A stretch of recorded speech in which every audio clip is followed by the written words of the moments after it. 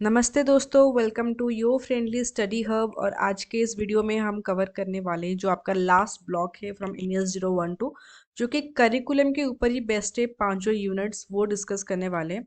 उसका पहला यूनिट हम कवर कर रहे हैं जो कि यूनिट 13 है MES 012 का, क्योंकि हम आज सिर्फ फंडामेंटल्स पढ़ेंगे। नेक्स्ट वीडियो में हम ट्राई करेंगे कंबाइन करने के लिए, क्योंकि जो टॉपिक है वो जो यूनिट्स है वो काफ़ी रिलेटेबल है एक दूसरे से। ऑल्सो MES 011 का तो आपने प्लेलिस्ट चेक कर ही लिया होगा जो कि चैनल में ऑलरेडी अपलोडेड है।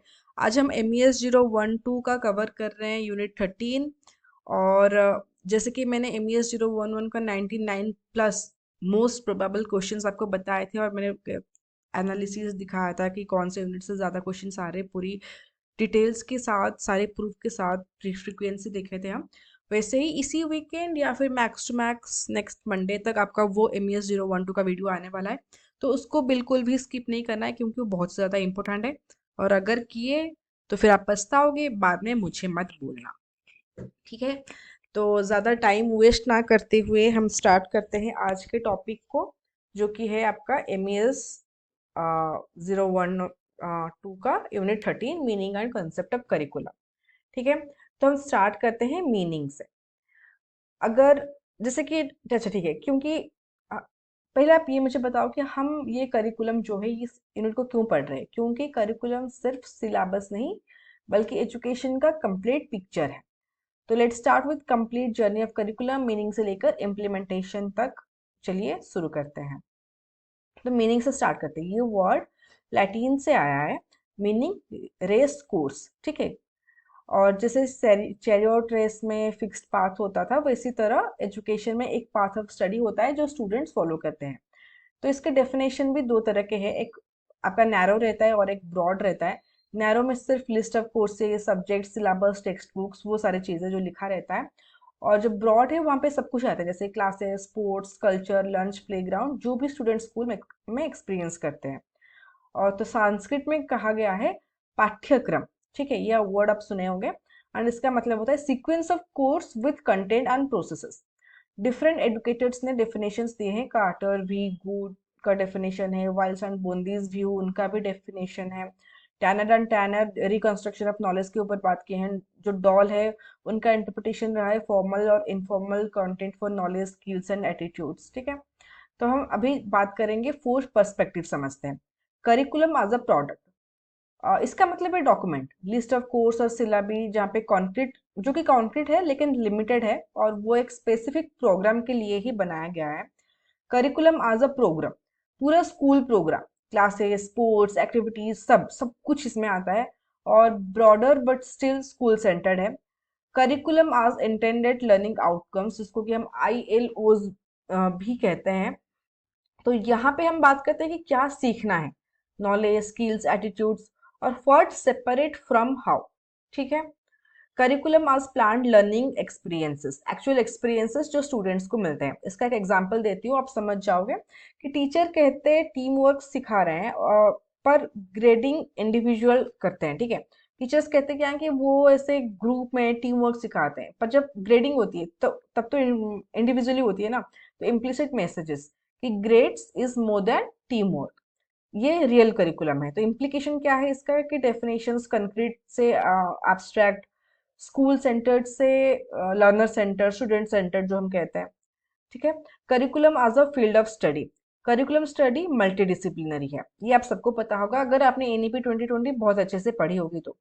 पर कहाँ से आता है ये नॉलेज? सोशियोलॉजी से। सोशियोलॉजी से कैसे आता है? Social context, culture, society. Psychology से कैसे आता है? Child centered curriculum borrows concepts like learning, growth, development, personality, motivation from psychology and biology. ठीक है, सब्जेक्ट एरिया से कैसे कि हिस्ट्री से, ज्योग्राफी से, फिजिक्स से, केमिस्ट्री से। सिस्टम थ्योरी से कैसे कंपोनेंट्स इंटरैक्ट कैसे करते हैं आपस में, जितने भी एलिमेंट्स है वो कैसे इंटरैक्ट करते हैं। टेक्नोलॉजी से टीचिंग में यूज करना होता है। फिलोसफी, जैसे कि अभी हम पढ़ रहे हैं यूट्यूब के थ्रू, आप अपने मोबाइल से या फिर लैपटॉप से या फिर टैबलेट से पढ़ रहे होगे, तो वो टेक्नोलॉजी हो गया।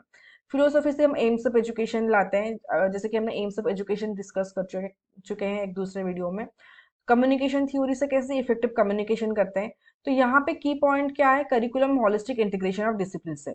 फाइव, क्योंकि एजुकेशन कॉम्प्लेक्स प्रोसेस है, एक एंगल से समझ नहीं आता है।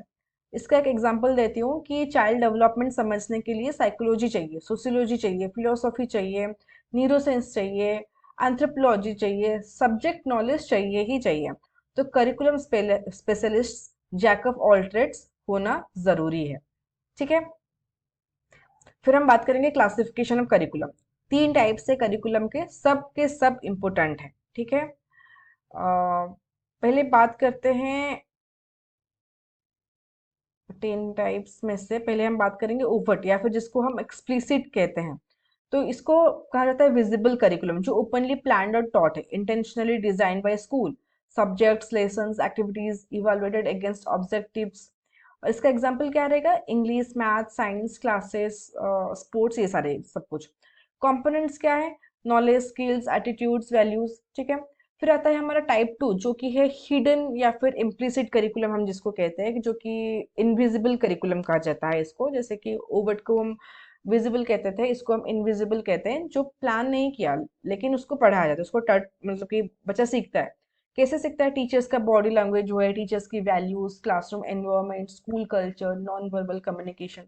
तो यहाँ पे क्रिटिकल है hidden curriculum as important as overt, schools must be conscious. ठीक है, तो एग्जाम्पल क्या हो सकता है? अगर सिर्फ टॉपर्स को प्रेज किया जाए, कि मैसेज क्या मिलता है कि ओनली अचीवमेंट, गर्ल्स को साइंस में लेस इंकरेज किया जाए, तो यहाँ से मैसेज मिलता है कि साइंस बॉयज के लिए है। क्वेश्चंस पूछो तो टीचर अपसेट हो जाते हैं, तो यहाँ पे मैसेज क्या है कि क्वेश्चनिंग इज बैड। फिर आता है हमारा नल करिकुलम, जो कि आइजनर 1979 में दिए थे। वो क्या कहता है कि व्हाट इज नॉट टॉट। ठीक है, कि सोशल स्टडीज में एंथ्रोपोलॉजी, इकोनॉमिक्स नहीं तो मैसेज क्या मिलता है कि ये अनइम्पोर्टेंट है। लोकल नॉलेज करिकुलम में नहीं, तो यहाँ से मैसेज मिलता है कि इंडिजिनियस नॉलेज मैटर नहीं करता। इमोशनल इंटेलिजेंस एक्सप्लिसिटली नहीं, तो यहाँ से हमें क्या मैसेज मिलता है? टेक्निकल नॉलेज ही इंपॉर्टेंट है। तो यहाँ पे आपका की इंसाइट है कि साइलेंस भी एक मैसेज भेजता है। तो ये जो तीनों है, ये सब ओवर्ट, हिडन और नल, ये मिलके कंप्लीट लर्निंग एक्सपीरियंस होते हैं। ये 3 बेसिक मेजर थे, बाकी के पढ़ते हैं। तो उसको जैसे कि यहाँ पे आपका आ गया नल बाय ओमिशन, कंप्लीट एक्सपीरियंस, नल करिकुलम कॉन्सेप्ट क्या है, हिडन ट्रांसमिशन। ठीक है, फिर हम पढ़ेंगे अप्रोचेस, अप्रोचेस टू करिकुलम। तो अप्रोच का मतलब है कि करिकुलम बनाने की फिलॉसफी। हर अप्रोच का एक अपना डिफरेंट पर्सपेक्टिव होता है। तो अप्रोच 1 क्या है? बिहेवियरल। ठीक है, यहाँ से हम स्टार्ट करेंगे बिहेवियरल। बिहेवियरल और रेशनल मतलब कि साइंटिफिक अप्रोच, ये स्टेप बाय स्टेप होता है। इसका प्रोसेस होता है गोल्स या फिर ऑब्जेक्टिव सेट करना होता है, फिर कंटेंट सीक्वेंस बनाओ, लर्निंग एक्सपीरियंसेस प्रोवाइड करो, फिर बच्चों का इवेलुएट करना होता है आउटकम। तो यहाँ पे फिलोसॉफी जो है वो लॉजिकल साइंटिफिक है, फीचर सिक्वेंशियल स्ट्रक्चर्ड और गोल ओरिएंटेड होते हैं। कौन यूज करता है? Mostly text book. एडवांटेज है इसका क्लियर, मेजरेबल और ऑर्गेनाइज्ड। डिसएडवांटेज होता है sometimes too rigid and it ignores individual differences. फिर हमारा सेकंड आता है सिस्टम मैनेजरियल अप्रोच। में थोड़ा सा जूम इन कर लेती हूँ, मैं हमेशा ये चीज़ भूल भी जाती हूँ। ठीक है, तो यहाँ पे school is a system, components यहाँ पे इंटरकनेक्टेड, जैसे कि teachers, students, curriculum specialist, administrators, resources, policies. यहाँ पे मेन फोकस रहता है organisation, management, coordination and schedules के ऊपर।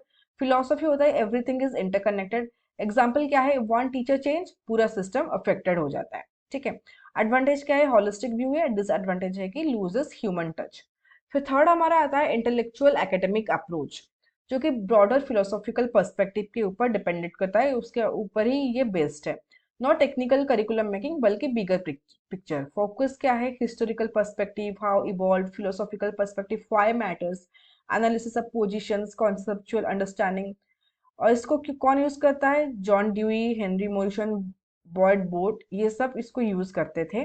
पॉपुलर कब हुआ? 1930 से 1950 में। मॉडर्न है, स्ट्रक्चर ऑफ डिसिप्लिन से। एडवांटेज क्या है? डीप अंडरस्टैंडिंग, क्रिटिकल थिंकर्स बनते हैं। डिसएडवांटेज होता है कि sometimes this is not practical. फिर हमारा आता है ह्यूमनिस्टिक एस्थेटिक अप्रोच। ये चाइल्ड सेंटर्ड अप्रोच है, डायरेक्ट ऑपोजिट ऑफ बिहेवियरल है। इसका कोर होता है कि हर बच्चा यूनिक है, her child is unique.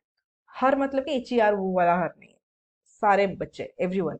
Emphasis क्या है? चाइल्ड्स की need, interest, abilities, self actualisation. Philosophy है कि पूरे चाइल्ड की होलिस्टिक डेवलपमेंट हो।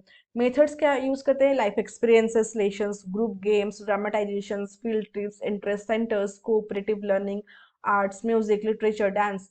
और ये नॉन कोर्सिव लर्निंग है। एग्जाम्पल इसका है instant memorise capitals, explore maps through games.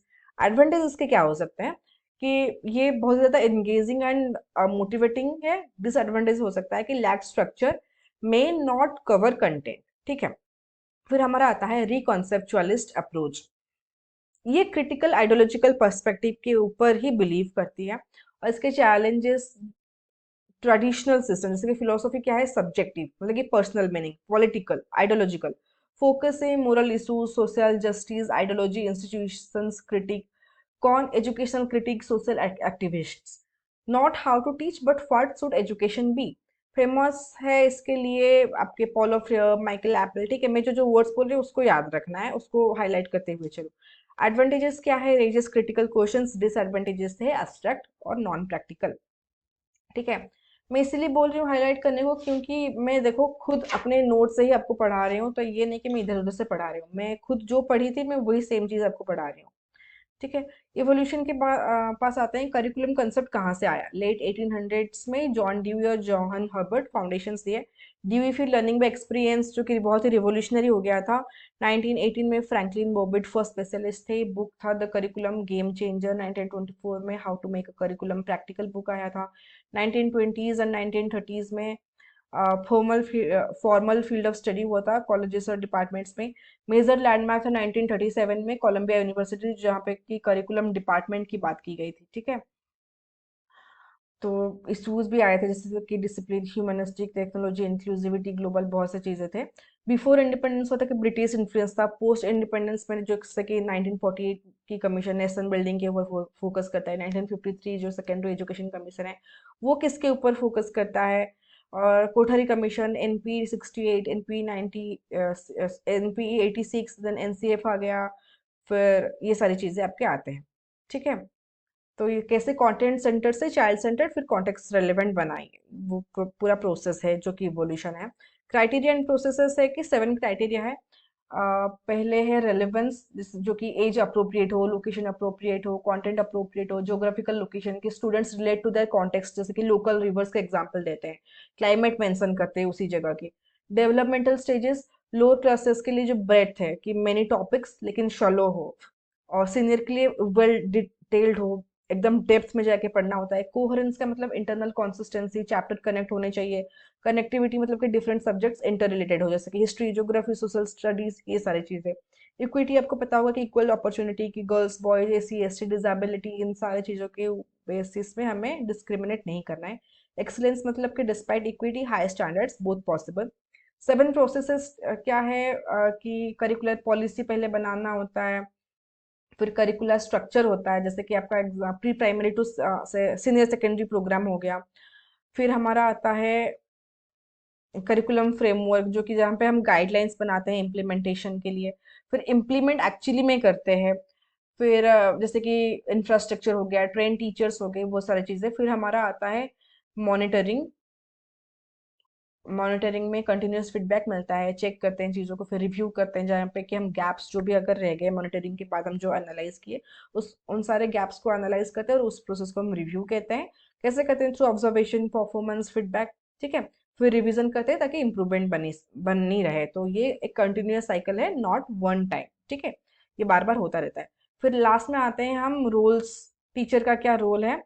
Teacher curriculum, जो करिकुलम का सक्सेस है वो टीचर के ऊपर बेस्ट है। यहाँ पे proximity to learners, individual study, peer interaction. ठीक है। और कैन क्यूरोसिटी प्रमोट कर सकती है, जो कि कैसे हमें पढ़ना चाहिए, क्या क्या मेथोडोलॉजी होनी चाहिए, वो सारी चीज़। चेंज एंड इम्प्लीमेंटेशन में एजुकेशन इवॉल्व होता है, आपको पता है कैसे इवॉल्व होती है। And then change implementation process, administrative structure, requirements, monitoring mechanism, change management. ये आपका रहा समरी टेबल 5 करिकुलम अप्रोचेस का। 7 curricular criteria, curriculum process stage, सब कुछ है यहाँ पे, मैंने सब कुछ दे दिया है, आप यहाँ से पढ़ सकते हो। तो ये था complete curriculum journey from unit 13 of MES 012। अगर आपको वीडियो हेल्पफुल लगी हो तो please like, subscribe and comment कीजिए। आपके स्कूल में या फिर आपके यहाँ कौन कौन सा अप्रोच फॉलो होता है वो भी मुझे कमेंट में बताएं। जय हिंद, कीप लर्निंग।